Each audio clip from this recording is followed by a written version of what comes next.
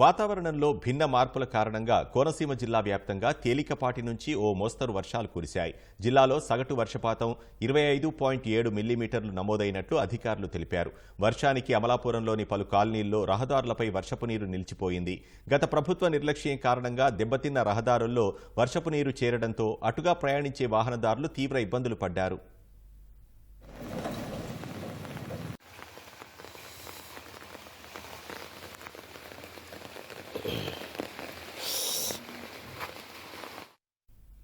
గుంటూరు జిల్లా తెనాలిలో భారీ వర్షం జనజీవనానికి తీవ్ర ఇబ్బందులు కలిగించింది.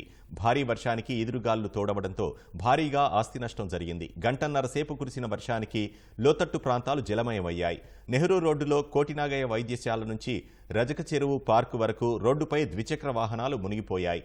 వాహనదారులతో పాటు స్థానిక ప్రజలు తీవ్ర ఇబ్బందులు ఎదుర్కొన్నారు. ఈదురుగాలులకు తెనాలి విజయవాడ రోడ్డులో నందివెలుగు వద్ద చెట్లు విరిగి రోడ్డుపై పడ్డాయి. దీంతో వాహనాల రాకపోకలకు తీవ్ర అంతరాయం ఏర్పడింది. నందివెలుగు కూడలిలో ఏర్పాటు చేసిన భారీ హోర్డింగ్ విరిగిపడింది. నందివెలుగు నుంచి గుంటూరు మార్గంలో ఎరుకలపూడి అడ్డరోడ్డు వద్ద విద్యుత్ లైన్లు తెగి రోడ్డుపై పడ్డాయి. వాహనాల రాకపోకలు నిలిచిపోయాయి. రోడ్లు, భవనాల శాఖ కార్యాలయం, పోస్టాఫీస్ ప్రాంగణాల్లోకి వర్షపు నీరు వచ్చి చేరింది.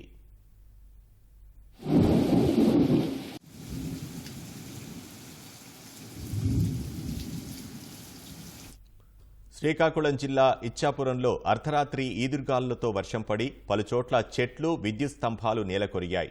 దీంతో విద్యుత్ సరఫరాకు అంతరాయం కలిగింది. పలు ప్రాంతాల్లో రాకపోకలు స్తంభించాయి.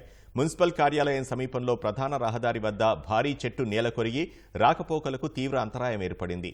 రైల్వే స్టేషన్కు వెళ్లే ప్రాంతంలో భారీ చెట్టు రోడ్డుపై ఉన్న ఆటోపై పడింది. రైల్వే స్టేషన్కు వెళ్లే వాహనదారులు తీవ్ర ఇబ్బందులు పడ్డారు.